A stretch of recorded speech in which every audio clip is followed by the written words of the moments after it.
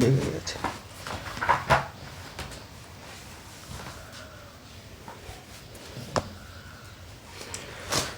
গমন, গমন আর চলনের মধ্যে পার্থক্য কি তুই ওটা জানিস? পড়িয়েছি তো, জানাই কথা। আচ্ছা, প্রাণীদেহের সাড়া প্রদানের একটি প্রকার হিসাবে গমন। গমন কি বলছে, মানে যেই পদ্ধতিতে এক জায়গার থেকে আরেক জায়গায় যায় সেটাকেই গমন বলে, তাই না? আচ্ছা, কেন যায় এটা? উদ্দীপকের প্রভাবে, বা তোর খাদ্য সংগ্রহ করতে, ঠিক আছে, বা সেফ প্লেস খুঁজতে, এইসব কাজের জন্য আমাদের কি করতে হয়? গমন করতে হয় এক জায়গার থেকে আরেক জায়গায়, ঠিক আছে। এই যে সামগ্রিকভাবে দেহের সঞ্চালন দ্বারা সামগ্রিকভাবে যে স্থান পরিবর্তন, এই কথাটা সবচেয়ে ইম্পর্টেন্ট। সামগ্রিকভাবে স্থান পরিবর্তন লিখতেই হবে গমনের সংজ্ঞা যদি আসে, ঠিক আছে। এই গমনের যে উদ্দেশ্য বললাম, ঠিক আছে, ওই উদ্দেশ্যগুলো এখানে বলেছে। গমনের চালিকা শক্তি মানে গমনের উদ্দেশ্য, কেন কেন আমরা গমন করি। খাদ্য খোঁজা, আত্মরক্ষা, তারপর কি বল, হ্যাঁ ওই পরিযান, মানে নতুন পরিযান মানে কি, এক স্থান থেকে অন্য স্থানে, ওই যে মাইগ্রেন্ট শুনিস না, মাইগ্রেন্ট ইমিগ্রেন্ট, ওই জিনিসটাকে বলছে পরিযান। মানে কোথাও একটা থাকতো, ধর ওখানে গন্ডগোল হয়ে গেল, ওখান থেকে অন্য জায়গায় চলে গেল, যেমন বাংলাদেশ থেকে এখানে আসে অনেকেই, তাই না, ইন্ডিয়াতে। এগুলো সব কিসের উদাহরণ? পরিযানের উদাহরণ। তো ওটা তো মানুষের কথা বললাম, প্রাণীরাও এরকম পরিযান করে। ওই কুলিক ফরেস্টে আমাদের পাখি আসে, তাই না, আবার চলে যায়, ওগুলোকে ইমিগ্রেশন আর এমিগ্রেশন বলা হয়। এক কথায় দুটাকে একসঙ্গে কি বলা হয়? মাইগ্রেশন বা পরিযান। তারপর কি বলছে? নতুন ও অনুকূল বাসস্থান বা আশ্রয়স্থান। তো ওই উদাহরণটা দিয়েছে দেখ, সুন্দর, যে বর্ষাকালে পিঁপড়েরা মাটির থেকে ঘর বাড়িতে উঠে আসে। কেন? কারণ বর্ষার মধ্যে মাটিতে জল ঢুকে যায়, তাই না। তারপর কি বলছে? বংশ বিস্তারের জন্য, প্রজনন। তারপরে ইলিশ, স্যামন মাছ, এরা কি করে? ইলিশ জানিস তো, ডিম পাড়ার সময় কোথায় আসে? নদীতে চলে আসে। তো ওটাই বলেছে। আচ্ছা, এবার বিভিন্ন ধরনের প্রাণীর গমন পড়তে হবে, ঠিক আছে। এককোষী প্রাণী, অ্যামিবা, জানিস সেটা? অ্যামিবা এককোষী প্রাণী, অ্যামিবা, তারপরে অ্যান্টামিবা, এগুলো সব পড়েছিস তোরা, তাই না। অ্যামিবার কিসের সাহায্যে গমন হয়? ক্ষণপদের সাহায্যে। ক্ষণপদ জিনিসটা কি, দেখ ছবি দিয়েছে, সবার বই আছে নিশ্চয়ই, তাই না। তো ছবি দেখে বোঝা যাচ্ছে কিভাবে গমন করে, মানে বডি পার্টটাকে একদিক থেকে আরেক দিকে শিফট করে নেয়।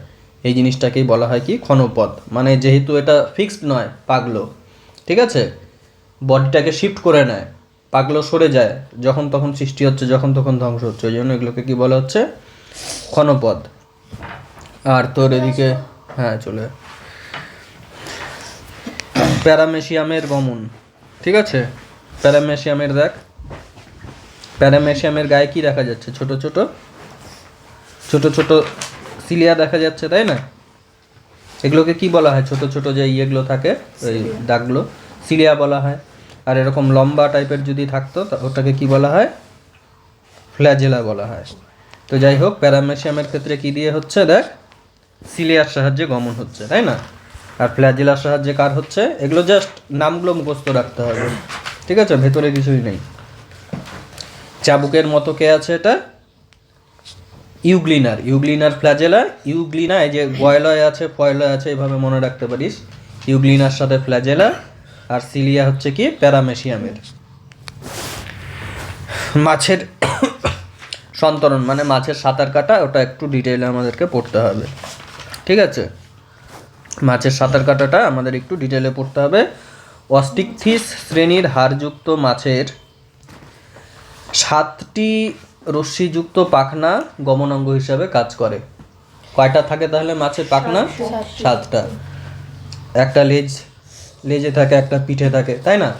আর পেটের মধ্যে দুটা দুটা করে 4টা থাকে, ঠিক আছে। আচ্ছা, আর হাঙর জাতীয় মাছের ক্ষেত্রে কটা পাখনা হয়? হাঙর জাতীয় মাছের ক্ষেত্রে এখানে দেখ লেখাই আছে 5টা পাখনা হয়। জেনারেল মাছে কটা? বেশিরভাগ মাছের ক্ষেত্রে 7টা, আর হাঙর জাতীয় যেসব মাছ আছে সেসবের ক্ষেত্রে কটা? 5টা পাখনা থাকে।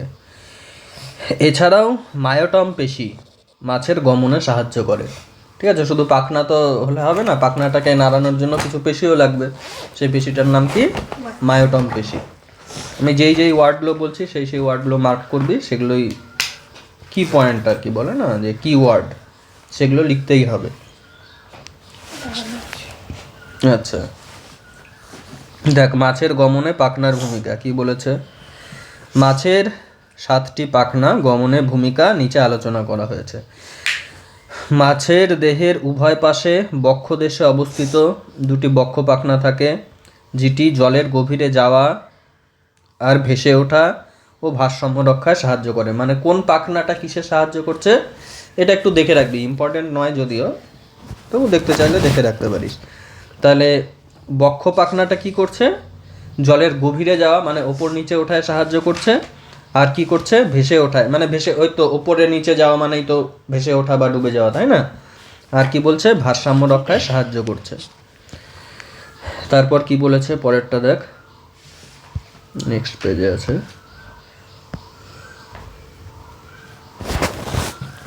মাছের পৃষ্ঠদেশে যে পৃষ্ঠ পাখনাটা আছে, ঠিক আছে, সেটা দেহের স্থিতাবস্থা রক্ষা করে। এই যে পিঠের যে পাখনাটা দেখতে পাচ্ছিস, এই পিঠের পাখনাটা, এটাকে ব্যালেন্সটা ঠিক রাখে আর কি। তাহলে বক্ষের পাখনাটা কি করছে? ওপর নিচ করতে সাহায্য করছে প্লাস ব্যালেন্স, ওপর নিচ প্লাস ব্যালেন্স। বাট পিঠের যেটা আছে সেটা শুধু ডাইরেকশনটা ঠিক রাখছে, ঠিক আছে, মানে স্থিতাবস্থা নির্ণয় করছে। আচ্ছা, মাছের দেহে উভয় পাশে শ্রোণী দেশে অবস্থিত শ্রোণী পাখনা যেগুলো আছে সেগুলো কি করছে? এগুলো মাছের গভীরে যাওয়া আর ভেসে ওঠায় সাহায্য করছে, ঠিক আছে। তাহলে যেটা শ্রোণী পাখনা আছে সেটা কি করছে? ভাসতে সাহায্য করছে। যেটা পৃষ্ঠ পাখনা আছে সেটা কি করছে? ব্যালেন্স রাখতে সাহায্য করছে। আর দুটা কাজই কে করছে? দুটা কাজই করছে তোর বক্ষ দেশে যে বক্ষ পাখনা ছিল সেটা। শ্রোণী পাখনা আর পৃষ্ঠ পাখনার দুজনের কাজই কে করছে? বক্ষ পাখনা। আচ্ছা, এবার কি বলেছে? মাছের এই পায়ুদেশে একটি পায়ু পাখনা থাকে, ঠিক আছে। পায়ু পাখনা এটি কি করে? এটিও মাছের স্থিতাবস্থা বজায় রাখতে সাহায্য করে। বোঝা গেল? তাহলে এই যে মাছের, আমি দেখতে পাচ্ছি ওপরে যেটা সিঙ্গেল ছিল আর নিচে যেটা সিঙ্গেল ছিল, ওরা কি করছে? সিঙ্গেলগুলো ওপরেরটা আর নিচেরটা ভারসাম্য বজায় রাখতে সাহায্য করছে। আর তারপরে শ্রোণী দেশেরটা কি করছে? ওপর নিচে সাহায্য করছে উঠতে। আর যেটা বক্ষ দেশে ছিল বুকের কাছে যেটা, সেটা কি ব্যালেন্সও রাখছে, আবার ওপর নিচে উঠতেও সাহায্য করছে। আর কি লাস্টে যে লেজটা ছিল, লেজটা দিক পরিবর্তনে সাহায্য করে, ঠিক আছে। লেজটা কিসে সাহায্য করছে? দিক পরিবর্তনে। এবার মাছের গমনে ইয়ের ভূমিকা হয়ে গেল, পাখনার ভূমিকা হয়ে গেল। এবার কি মায়োটম পেশির ভূমিকা। মাছের মেরুদণ্ডের দুই পাশে অবস্থিত ভি আকৃতির যে পেশি কানকো থেকে পুচ্ছ পাখনার গোড়া অবধি সজ্জিত থাকে তাদেরকে মায়োটম পেশি বলা হয়, ঠিক আছে। একদম কানকোর থেকে লেজ অবধি থাকবে এই মায়োটম পেশি। আচ্ছা, এই পেশির সংকোচন ও প্রসারণে মাছের দেহ তরঙ্গের মতো আন্দোলন সৃষ্টি হয়। সংকোচন প্রসারণের ফলে দেখ, এই যে এখানে ছবিটা দেখতে পাচ্ছিস, তরঙ্গের মতো মাছটা এরকম এরকম এরকম করবে, আর এরকম করে কি করবে? জলের মধ্যে ওই ওয়েভের মতো সৃষ্টি করে এগিয়ে যাবে, তাই না? হয়ে গেল, মাছের আর কিছু নেই। এবার পাখির ওড়াটা পড়তে হবে। পাখির উড্ডয়ন, ঠিক আছে, উড্ডয়ন মানেই ওড়া। পাখির জানি আমরা দুটা ইয়ে থাকে, পাখনা থাকে, তাই না? এদের মধ্যে কি থাকে? এদের মধ্যে কি থাকে বল? পালক থাকে। আর লেজ যে থাকে, লেজের মধ্যেও পালক থাকে। তাহলে লেজ আর ডানা এরা উঠতে সাহায্য করে, ঠিক আছে। হেলিকপ্টারেরও যেমন দেখিস যে হেলিকপ্টারই বল, এরোপ্লেনই বল, পেছনের দিকে কিন্তু একটা পাখনার মতো থাকে, যেন ওড়ার জন্য পেছনের দিকের যে পাখনাটা, লেজ যেটা, সেটাও কিন্তু ইম্পর্টেন্ট, সেটারও ভূমিকা আছে, শুধু ডানা দিয়ে হবে না। আচ্ছা, আর পাখির ডানা হলো কি? অগ্রপদের রূপান্তর, তাই না? আমাদের যেমন হাত আছে, কুকুর ছাগলের যেমন পা আছে সামনের দুটো, তাদের বদলেই ইয়ের কি হয়ে যায়, পাখির কি হয়ে যায়, ডানা হয়ে যায়। আচ্ছা, পাখির উড্ডয়নে পালকের ভূমিকা। মুখ্যত দু প্রকারের পালক উড্ডয়নে ভূমিকা পালন করে, ঠিক আছে। একটার নাম হচ্ছে রেমিজেস আর একটার নাম রেক্ট্রিসেস। রেমিজেস আর রেক্ট্রিসেস। চলে আস। পাখির ডানায় বিন্যস্ত বড় পালকগুলিকে কি বলা হয়, রেমিজেস বলা হয়। এগুলি লিগামেন্ট দ্বারা ডানার ডানার সঙ্গে যুক্ত থাকে, ঠিক আছে। কি দ্বারা যুক্ত থাকে, লিগামেন্ট দ্বারা। ডানা ঝাপটে উড্ডয়নকালে যে বল তৈরি হয় সেটা এই ডানার দ্বারাই তৈরি হচ্ছে, ঠিক আছে। আর রেক্ট্রিসেস কি বলা হচ্ছে, লেজের যে বিন্যস্ত সাধারণত 6 জোড়া বড় পালক থাকে। কয় জোড়া, 6 জোড়া। 6 জোড়া লেজে যে বড় পালক থাকে তাদেরকে কি বলা হচ্ছে, রেক্ট্রিসেস। উড়বার সময় দিক পরিবর্তনে, গতি কমাতে বা থামাতে এরা সাহায্য করে। তাহলে লেজটা কিসে সাহায্য করছে, পাখির লেজ দিক পরিবর্তনে আর স্পিড কমাতে, ঠিক আছে। স্পিড নিয়ন্ত্রণ করবে আর দিক নিয়ন্ত্রণ করবে। আর মেইন ওড়ার কাজটা কে করবে, মেইন ওড়ার কাজটা হচ্ছে রেমিজেস করবে। পাখির উড্ডয়নে পেশির ভূমিকা। এই পেশি উড়বার সময় ডানা ঝাপটানোর জন্য প্রবল বল সৃষ্টি করে। প্রধান উড্ডয়ন পেশিগুলি হলো, এই পেশিগুলোর নাম দিয়ে দিয়েছে, পেক্টোরালিস মেজর, পেক্টোরালিস মাইনর আর কোরা কোব্রাকিয়ালিস। কোরা কোব্রাকিয়ালিস, ঠিক আছে। হয়ে গেল পাখি টাকি সব কিছু। এবার হচ্ছে মানুষের গমন। মানুষ 2 পায়ের ওপর ভর দিয়ে গমন করে, এই জন্য এটাকে কি বলা হয়, দ্বিপদ গমন বলা হয়। মানুষের গমনকে কি বলা হচ্ছে, দ্বিপদ গমন। এটা একটু ইম্পর্টেন্ট হয়ে যাচ্ছে। মানুষের দ্বিপদ গমন পরীক্ষায় আসতে পারে। মানুষের প্রধান গমন পদ্ধতি হলো হাঁটা। এছাড়াও দৌড়ানো, সাঁতার কাটা প্রভৃতি অন্যান্য গমন পদ্ধতির উদাহরণ। গমন মানে এক জায়গা থেকে আরেক জায়গায় যাওয়া, তাই না। তো সেটা সাঁতার কেটেও হতে পারে, দৌড়েও হতে পারে, হেঁটেও হতে পারে। মেইন আমরা কি ব্যবহার করি, হাঁটা ব্যবহার করি। আচ্ছা, একজোড়া আবার বললাম যে ওই পাখির যেমন মেইন ডানার সাথে লেজও ইউজ হয়, মাছেরও যেমন ওই লেজটাও ইউজ হয়। ওরা সময় এরোপ্লেনের পেছনে একটা ডানার মতো থাকে, তাই না। হেলিকপ্টারেরও পেছনে পাখনা থাকে। সেরকমই আমাদেরও শুধু পা দিয়েই কিন্তু হাঁটা হয় না, হাঁটার জন্য আমাদের হাতটাও ইম্পর্টেন্ট। আমাদের এমনিতে মনে হচ্ছে যে না হাতের কী ভূমিকা আছে, কিন্তু হাতটাও ইম্পর্টেন্ট। ওটাই বলেছে, একজোড়া পা ও হাত হলো মানুষের গমন অঙ্গ। হাতও কিন্তু আমাদের গমন অঙ্গ। দেহের বিভিন্ন পেশি ও অস্থিসন্ধি গমনে মুখ্য ভূমিকা পালন করে, ঠিক আছে। দেখ এবার গমনের পদ্ধতিটা বলেছে। দেহের ওপরের অংশ সামনের দিকে প্রথমে ঝুঁকে যায়, ঠিক আছে। তারপর কি বলছে, কিন্তু পা দুটি ভূমি সংলগ্ন অবস্থায় থাকে, তাই দেহ সামনের দিকে পড়ে যেতে চায়, ঠিক আছে। তাহলে আমরা কি করি, প্রথমে সামনের দিকে ঝুঁকে যাই, কিন্তু পাগুলো এক জায়গায় থাকে জন্য দেহ কি হয়, পড়ে যেতে চায় সামনের দিকে। আমরা এত কিছু ভাবি না, অটোমেটিকলি হয়, কিন্তু এরকম করেই হয়। তারপর কি হয়, যখন এরকম পড়ে যেতে চাই তখন যে কোনো একটি পা দিয়ে, এখানে ধরা যাক বা পা দিয়ে সামনের দিকে এগিয়ে মাটিকে স্পর্শ করে নেয়। তাহলে আমরা যে পড়ে যাচ্ছিলাম, সামনের দিকে ঝুঁকে যাচ্ছিলাম, একটা যে কোনো পা এগিয়ে দিলাম, এগিয়ে দিয়ে ওই ঝুঁকে যাওয়াটাকে আটকালাম সামনের দিকে পা দিয়ে। তারপর কি বলেছে, তখন আরেকটা পা যেটা ছিল, যে একটা দিয়ে তো আটকালাম, বা পা দিয়ে আটকালাম, তাহলে ডান পাটা কি দেহের ভারসাম্য রক্ষা করছে। এবার বা পা মাটি স্পর্শ করলে ডান পায়ের গোড়ালি উঠে হাঁটু ভাঁজ হয় ও দেহ সামান্য সামনের দিকে এগিয়ে যায়। তখন কি হচ্ছে, বা পা দেহের ভারসাম্য রক্ষা করে। পা ভূমি থেকে উঠলে পেশি প্রসারিত হয় এবং মধ্যাকর্ষণ বলের প্রভাবে পা আবার মাটি স্পর্শ করে। বোঝা গেল কিভাবে আমরা এগিয়ে যাই। তাহলে প্রথমে ঝুঁকে যাচ্ছি, একটা পা দিয়ে ওই ঝুঁকে যাওয়াটাকে আটকাচ্ছি, আর একটা পা শরীর ব্যালেন্স করছে, যেটা ব্যালেন্স করছে সেখান থেকে পা যখন আমি উঠিয়ে নিচ্ছি তখন তাহলে আরেকটা শরীরটাকে ব্যালেন্স করছে আর শরীরটা এগিয়ে যাচ্ছে, ওটাই বলেছে।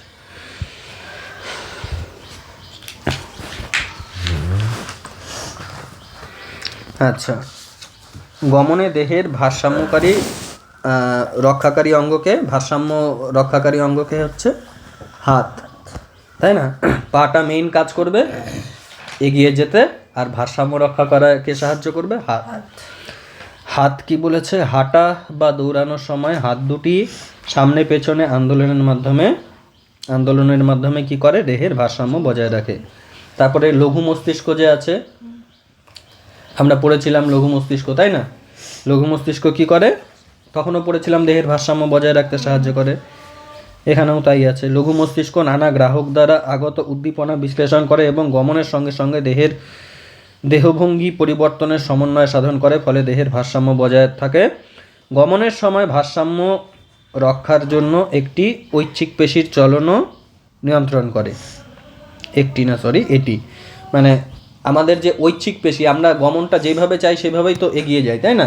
হার্টটা আমরা যেভাবে চাই সেভাবে বিট হয় না, তাই না? বাট আমাদের এগিয়ে যাওয়াটা আমাদের হাতেই নির্ভর করে। সেটা কি দ্বারা নিয়ন্ত্রিত হয়? ঐচ্ছিক পেশি দ্বারা। সেই ঐচ্ছিক পেশির কাজকে নিয়ন্ত্রণ করে লঘু মস্তিষ্ক। আর অর্ধবৃত্তাকার নালী কোথায় থাকে? কানে থাকে, ঠিক আছে? অন্তঃকর্ণের অর্ধবৃত্তাকার নালী এন্ডোলিফ নামক তরল দ্বারা পূর্ণ থাকে। মস্তিষ্কের চলনে তা নালীর রোমকোষে উদ্দীপনা সৃষ্টি করে, যা দেহের ভারসাম্য রক্ষা করে। সোজা কথায় আমাদের পাটা কি করছে? পাটা হচ্ছে আমাদের মেইন এগিয়ে যেতে সাহায্য করছে। আর তিনটা জিনিস কি করছে? দেহের ভারসাম্য বজায় রাখতে সাহায্য করছে। সেই তিনটা জিনিস কি বল? একটা হচ্ছে হাত, একটা লঘু মস্তিষ্ক, আর একটা হচ্ছে অর্ধবৃত্তাকার নালী, যেটা অন্তঃকর্ণে থাকে, ঠিক আছে? এই জিনিসটা কিন্তু ইম্পর্টেন্ট, আবার বলে দিলাম। 3 নম্বর বা 5 নম্বরে দিয়ে দিতে পারে, যেটা পড়ানো হয়। মানুষের বিপদগমন বলতে কি বোঝো? ব্যাখ্যা করো। হ্যাঁ, আচ্ছা। মানুষের গমনে সচল সন্ধি ও কঙ্কাল পেশির ভূমিকা। সন্ধি মানে কি? সন্ধি মানে জয়েন্ট, ঠিক আছে? সন্ধি কথার অর্থ কি? জয়েন্ট। তো মানব দেহে বিভিন্ন রকমের সন্ধি থাকে। আমাদের যে খুলি আছে, করটি, আমাদের মনে হয় যে একটাই হাড় আছে ওখানে, না, মানে অনেক কয়েকটা হাড় আছে, কিন্তু জয়েন্ট আছে, ঠিক আছে? ওগুলো পার্মানেন্টলি জয়েন্ট, ওগুলো নড়ে না। মাথার হাড়গুলো কি নড়ে? একটাই মনে হয় যে হাড়। তো সেরকম অনেক ধরনের হাড় আছে, হাড়ের জয়েন্ট আছে। তার মধ্যে আমাদের গমনে কোনটা সাহায্য করবে? যেটা চলবে, যেটা নড়বে সেটাই তো এগিয়ে যেতে সাহায্য করবে, তাই না? যেটা নড়বেই না সেটা এগিয়ে যেতে কিভাবে সাহায্য করবে? সেই জন্য আমাদের সচল সন্ধি যেগুলো, সেগুলোই আমাদের গমনে ভূমিকা পালন করে। তাহলে আমাদেরকে কি পড়তে হবে? সচল সন্ধি পড়তে হবে। আর কি? কঙ্কাল পেশির ভূমিকা। কঙ্কাল পেশি মানে কি? কঙ্কালের সঙ্গে যেটা অ্যাড থাকে, ঠিক আছে? ঐচ্ছিক পেশি যেটা কঙ্কালের সঙ্গে অ্যাড থেকে, ঐচ্ছিক মানে যেটা আমরা ইচ্ছা অনুসারে নাড়াতে পারবো, সেটা হচ্ছে ঐচ্ছিক পেশি।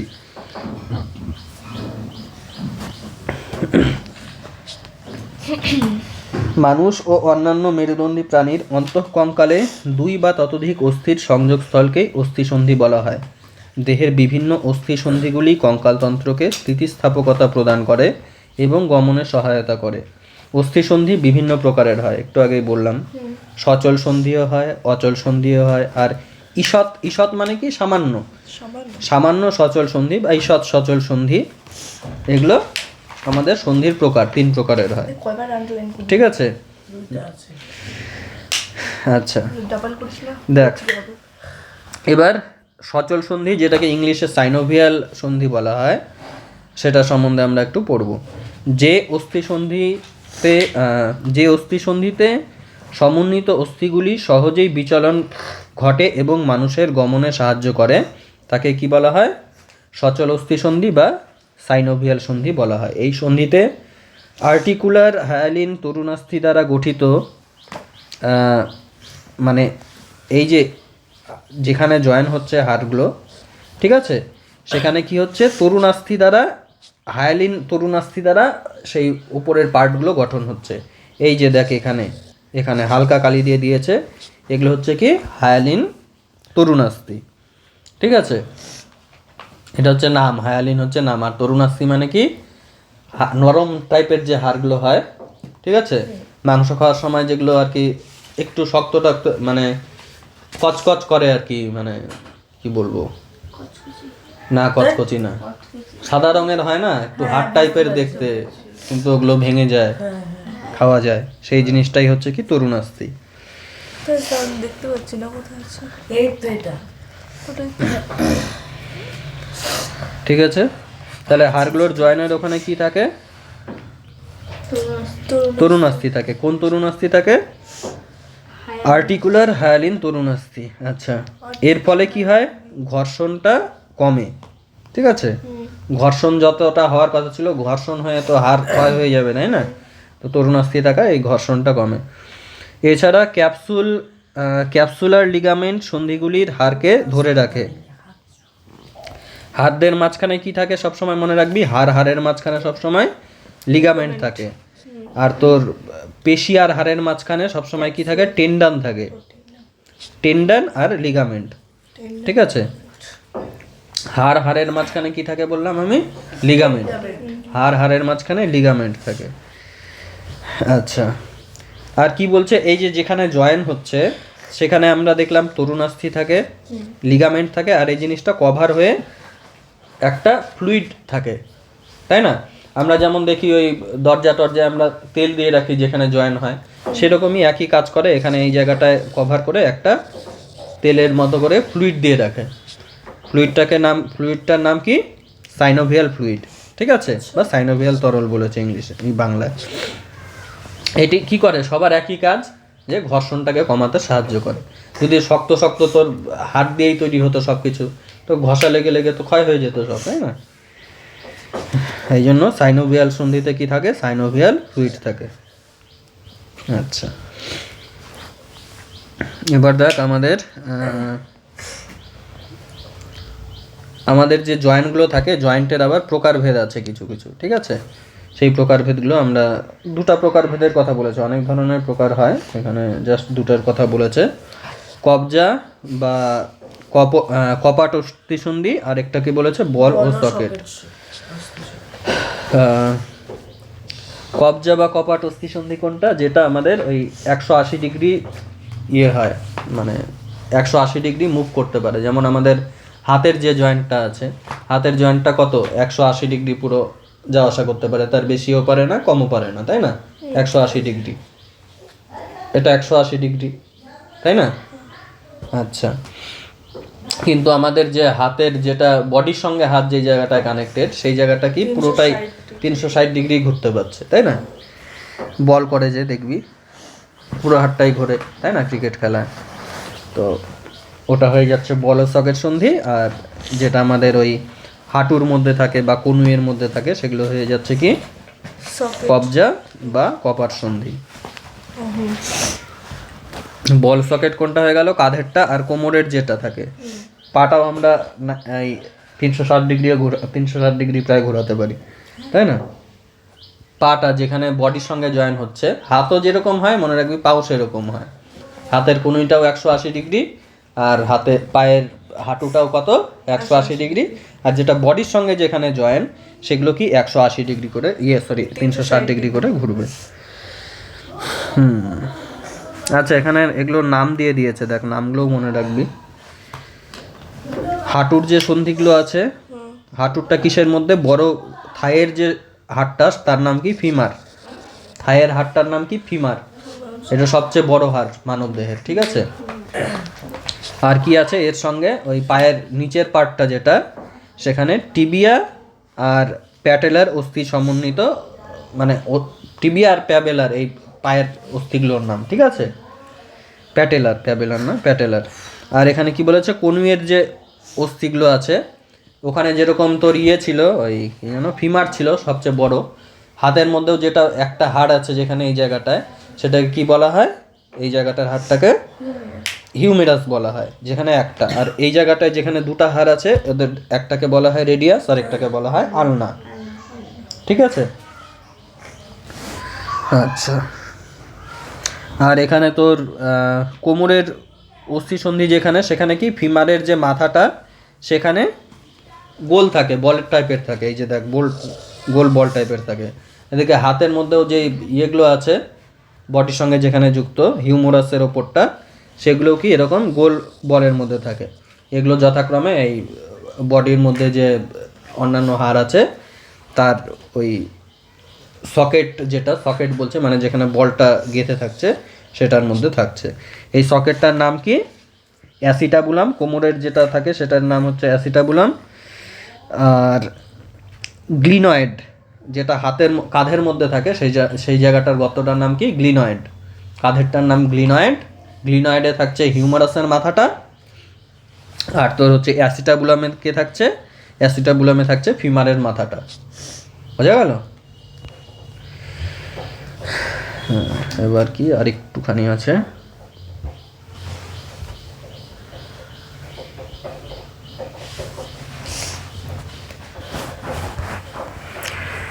মানুষের গমনে কঙ্কাল পেশির ভূমিকা, এই জিনিসটাও ইম্পর্টেন্ট। ঠিক আছে, দ্বিপদ গমন যেরকম ইম্পর্টেন্ট বললাম, এই জিনিসটাও সেরকম ইম্পর্টেন্ট।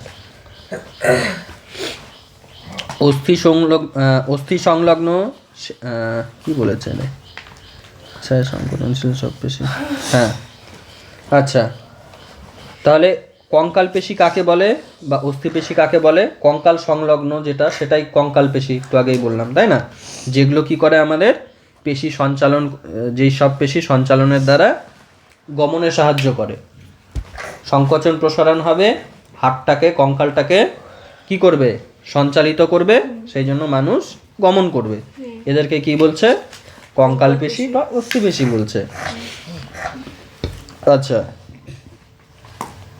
এবার দেখ কি বলেছে। ফ্লেক্সান। ফ্লেক্সান মানে কি? ফ্লেক্সার পেশির সংকোচনের ফলে অস্থি সন্ধিতে ভাঁজ সৃষ্টি হয়, ফলে সংলগ্ন অস্থি দুটির কৌণিক দূরত্ব হ্রাস পায়।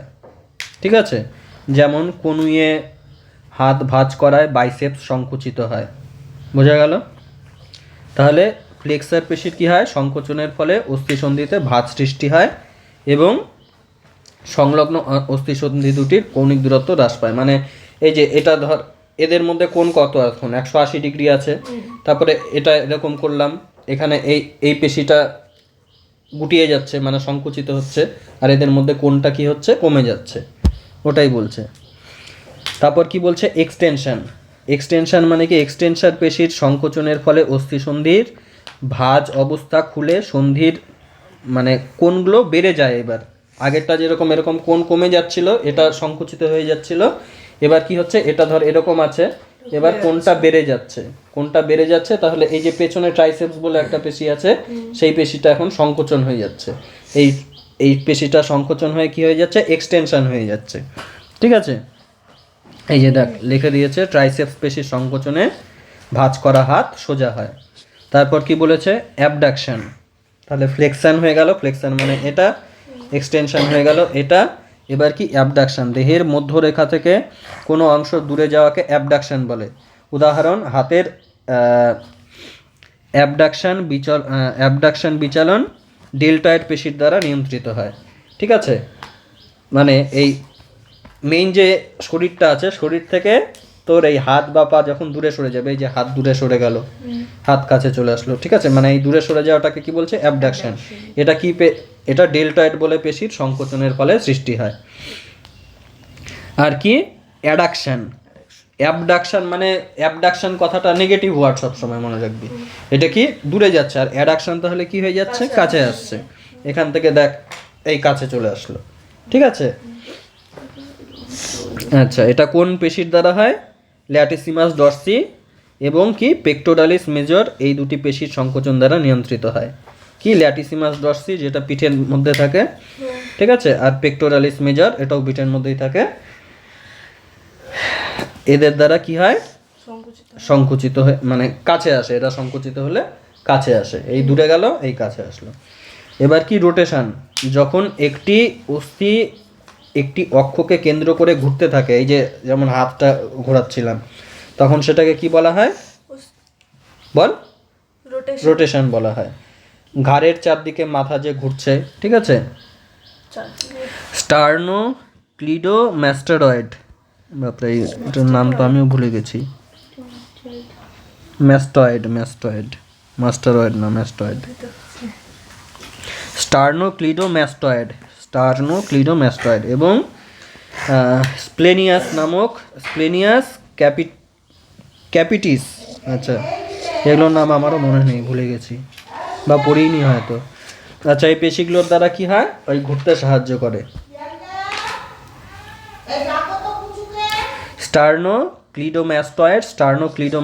স্টার্নোক্লিডোম্যাস্টয়েড আর হচ্ছে কি স্প্লেনিয়াস